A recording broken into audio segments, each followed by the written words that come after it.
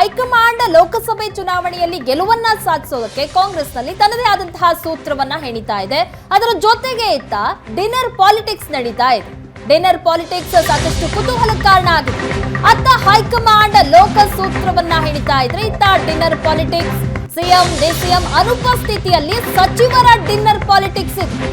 ಸತೀಶ್ ಜಾರಕಿಹೊಳಿ ನಿವಾಸದಲ್ಲಿ ಸಚಿವರ dinner meeting ನಡೆದಿದೆ.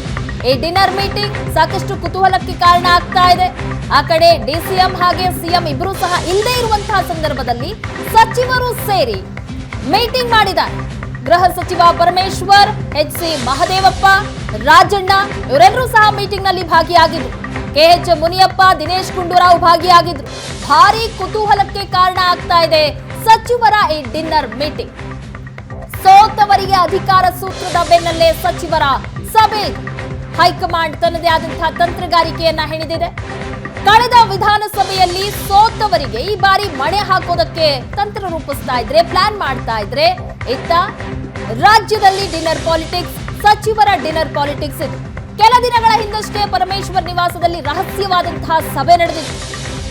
ಸಿಎಂ ಸಿದ್ದರಾಮಯ್ಯ ಸಮ್ಮುಖದಲ್ಲೇ ನಡೆದಿತ್ತು ರಹಸ್ಯ ಮೀಟಿಂಗ್. ಇದೀಗ ಸಿಎಂ ಆಪ್ತ ಬಳಗದ ಸಚಿವರಿಂದ ಮತ್ತೊಂದು ರಹಸ್ಯ ಸಭೆ ನಡೀತಾ ಇದೆ. ಹಾಗಾದ್ರೆ ಏನ್ ಲೆಕ್ಕಾಚಾರ ಇದೆ ಹಾಗಾದ್ರೆ ರಾಜ್ಯದ ಸಚಿವರಲ್ಲಿ? ಆದ್ರೆ ಅವರು ಒಪ್ಕೊಳ್ತಾ ಇಲ್ಲ. ಊಟ ಕರೆದಿದ್ರು, ಬಂದಿದ್ದೀವಿ, ಒಳ್ಳೆ ಊಟ ಕೊಟ್ರು, ಕೇವಲ ಊಟಕ್ಕಷ್ಟೇ ಬಂದಿದ್ದೀವಿ ಎನ್ನುವಂತಹ ಸಮಜಾಯಿಷಿಯನ್ನ ಕೊಡ್ತಾ ಇದ್ದಾರೆ ಸಚಿವರುಗಳು. ಮಹದೇವಪ್ಪ ಈ ಬಗ್ಗೆ ಪ್ರತಿಕ್ರಿಯಿಸಿದ್ದಾರೆ. 4-5 ದಿನದ ಹಿಂದೆಯೇ ಊಟಕ್ಕೆ ಆಹ್ವಾನಿಸಿದ್ರು, ನಾನಂತೂ ಊಟಕ್ಕೆ ಬಂದೆ, ಉಳಿದವರ ಕತೆ ಗೊತ್ತಿಲ್ಲ ಅಂತ ಜಾರ್ಕೊಂಡಿದ್ದಾರೆ. ಆದ್ರೆ ಈ ಡಿನ್ನರ್ ಪಾಲಿಟಿಕ್ಸ್ ನ ಹಿಂದೆ ಏನಿದೆ, ಯಾವ ರೀತಿಯಾದಂತಹ ಮೀಟಿಂಗ್ ನಡೆದಿದೆ, ಏನ್ ತಂತ್ರಗಾರಿಕೆಯನ್ನು ಹೆಣೆಯಲಾಗ್ತಾ ಇದೆ, ಜಾರಕಿಹೊಳಿ ನಿವಾಸದಲ್ಲಿ ನಡೆದಂತಹ ಈ ಡಿನ್ನರ್ ಮೀಟಿಂಗ್ ಏನಿದೆ ನಿಜಕ್ಕೂ ಕುತೂಹಲಕ್ಕೆ ಕಾರಣ ಆಗಿದೆ. ಹೈಕಮಾಂಡ್ ಒಂದು ಕಡೆ ಹೊಸ ಪ್ಲಾನ್ ಮಾಡ್ತಾ ಇದೆ. ಸೋತವರಿಗೆ ಅಧಿಕಾರ ಎನ್ನುವ ಸೂತ್ರವನ್ನು ಹೆಣಿತಾ ಇದೆ.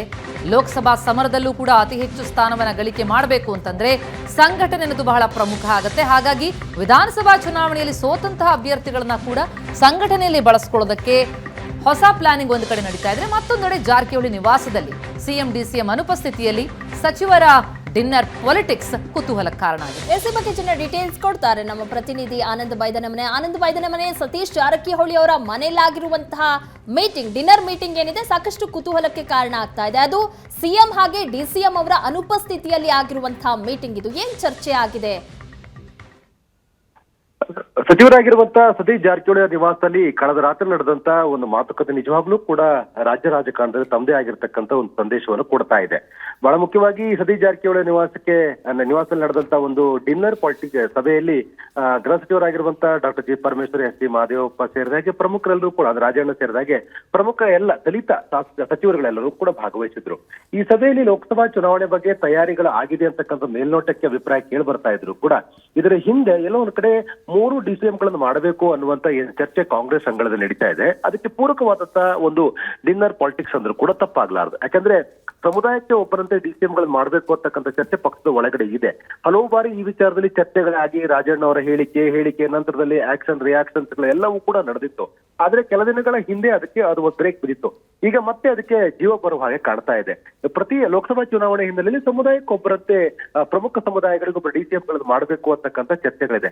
ಈ ರೀತಿಯ ಸಮುದಾಯಕ್ಕೊಬ್ಬ ಡಿಸಿಎಂ ಮಾಡಿದೆ ಆದ್ರೆ ಹಾಲಿ ಇರ್ತಕ್ಕಂಥ ಡಿಸಿಎಂ ಡಿ.ಕೆ. ಶಿವಕುಮಾರ್ ಅವರ ಅಸ್ತಿತ್ವ ಏನು ಅಂತಕ್ಕಂಥದ್ದು ಸಹಜವಾಗಿ ಕುತೂಹಲಕ್ಕೆ ಕಾರಣವಾಗಿರುವಂತ ವಿಚಾರ. ಇಷ್ಟರ ಮಧ್ಯಲ್ಲೂ ಕೂಡ ಡಿಸಿಎಂ ಮಾಡ್ತಕ್ಕಂಥದ್ದನ್ನ ಡಿಪೆಂಡ್ ಮಾಡ್ಕೋತಾ ಇರುವಂತ ಮುಖ್ಯಮಂತ್ರಿ ಸಿದ್ದರಾಮಯ್ಯ ಬಣದಲ್ಲಿ ಗುರುತಿಸಿಕೊಂಡಿರ್ತಕ್ಕಂಥ ಸಚಿವರೆಲ್ಲರೂ ಕೂಡ ಈ ನಿಟ್ಟಿನಲ್ಲಿ ಹಲವು ಸುತ್ತಿನ ಮಾತುಕತೆಗಳನ್ನು ಮಾಡಿದ್ದಾರೆ. ತಮ್ಮ ಅಭಿಪ್ರಾಯಗಳನ್ನು ಹೇಳುವ ಹಂತದಲ್ಲಿ ಅವರು ಹೇಳಿದ್ದಾರೆ.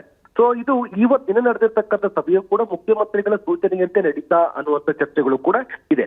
ದೆಹಲಿಗೆ ಹೋಗಿರ್ತಕ್ಕಂಥ ಸಿದ್ದರಾಮಯ್ಯನವರು ಮತ್ತು ಡಿ.ಸಿ.ಎಂ ಡಿ.ಕೆ. ಶಿವಕುಮಾರ್ ವಾಪಸ್ ಬರುವ ಮುಂಚಿತವಾಗಿ ಒಂದು ಡಿನ್ನರ್ ಪಾಲಿಟಿಕ್ಸ್ ಆಯೋಜನೆಗೊಂಡಿತ್ತು ಅಂದ್ರೆ ಎಲ್ಲೋ ಒಂದ್ ಕಡೆ ಇದರ ಹಿಂದಿರ್ತಕ್ಕಂಥ ಒಂದು ಚರ್ಚೆಯ ವಿಚಾರಗಳ ಬಗ್ಗೆ ಸಹಜವಾಗಿರುವಂತ ಕುತೂಹಲಗಳಿದೆ. ಆದ್ರೆ ಸಹಜವಾಗಿ ಊಟದಲ್ಲಿ ಭಾಗವಹಿಸಿರ್ತಕ್ಕಂಥ ಬಹುತೇಕ ಕೆಲ ಸಚಿವರುಗಳು ಒಂದು ಕರ್ಟಸಿ ಕಾಲ್ ಇದ್ದು ಊಟಕ್ಕೂ ಸೇರಿದ್ದೀವಿ ಅಂತಕ್ಕಂಥ ಮಾತನ್ನ ಹೇಳಿದರೆ, ಊಟ ಮಾಡಿದ್ರೆ ತಪ್ಪೇನು, ಜೊತೆ ಊಟ ಮಾಡೋದು ತಪ್ಪ ಅಂತಕ್ಕಂಥ ಸಹಜವಾಗಿ ಹೇಳ್ತಾರೆ. ಆದ್ರೆ 4 ಗೋಡೆಗಳ ಮಧ್ಯೆ ನಡೆದಿರ್ತಕ್ಕಂಥ ಅತ್ಯಂತ ಪ್ರಮುಖವಾಗಿರುವಂತ ಈ ಸಭೆ ಏನಿದೆ ನಿಜವಾಗ್ಲೂ ಕೂಡ ರಾಜ್ಯ ರಾಜಕಾರಣದಲ್ಲಿ ತೆಗೆದುಕೊಳ್ಳಬೇಕಾಗಿರುವ ತೀರ್ಮಾನಗಳ ಬಗ್ಗೆ ಒಂದು ನಿರ್ಣಯಕ್ಕೆ ಬಂದಿದ್ದಾರೆ ಅನ್ನುವಂತ ಮಾತುಗಳು ಕೂಡ ಇದೆ. ಸೇರಿರ್ತಕ್ಕಂಥ ಎಲ್ಲರೂ ಕೂಡ ದಲಿತ ಸಮುದಾಯಕ್ಕೆ ಸೇರಿರ್ತಕ್ಕಂಥ ಸಚಿವರುಗಳು, ಮಹದೇವಪ್ಪ ಇರ್ಬೋದು, ರಾಜಣ್ಣ ಇರ್ಬೋದು, ಪರಮೇಶ್ವರ್ ಇರ್ಬೋದು, ಮುನಿಯಪ್ಪ, ಹೀಗೆ ಎಲ್ಲ ದಲಿತ ಸಚಿವರುಗಳು ಸೇರಿ ಏನ್ ಚರ್ಚೆ ಮಾಡಿದ್ರು, ಅದು ಮುಖ್ಯವಾಗಿ ಇನ್ನೋರ್ವ ದಲಿತ ನಾಯಕರಾಗಿರುವಂತ ಸತೀಶ್ ಜಾರಕಿಹೊಳಿ ನಿವಾಸದಲ್ಲಿ ನಡೆದಂತ ಮಾತುಕತೆ ನಿಶ್ಚಯವಾಗಿಯೂ ಕೂಡ ಸಮುದಾಯಕ್ಕೆ ಒಬ್ಬ DCM ಮಾಡಬೇಕು ಅಂತಕ್ಕಂಥ ಚರ್ಚೆಗೆ ಮರುಜೀವ ಕೊಡ್ತಕ್ಕಂಥ ಪ್ರಯತ್ನ ಅನ್ನುವಂತ ಮಾತುಗಳು ಕೂಡ ಕೇಳಿ ಬರ್ತಾ ಇದೆ. ಇನ್ನೊಂದು ಕಡೆ ಸಮುದಾಯಕ್ಕೆ ಪೂರಕವಾಗಿರ್ತಕ್ಕಂಥ ಲೋಕಸಭಾ ಚುನಾವಣೆಯಲ್ಲಿ ಕೆಲವೊಂದು ಸಮುದಾಯಕ್ಕೆ ಪೂರಕ ತೀರ್ಮಾನಗಳು ಆಗಬೇಕು ಅಂತಕ್ಕಂಥ ಹಕ್ಕೊತ್ತಾಯ ಮಂಡಿಸುವ ನಿಟ್ಟಿನಲ್ಲೂ ಕೂಡ ಈ ಸಭೆಯಲ್ಲಿ ನಿರ್ಣಯ ಆಗ್ತಿರುವಂತ ಪ್ರಾಥಮಿಕ ಮಾಹಿತಿ ಲಭ್ಯ ಆಗ್ತಾ ಇದೆ.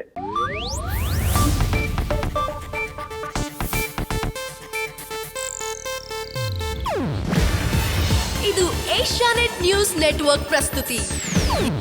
ನೀವು ನೋಡ್ತಿದ್ದೀರಾ ಏಷ್ಯಾನೆಟ್ ಸುವರ್ಣ ನ್ಯೂಸ್.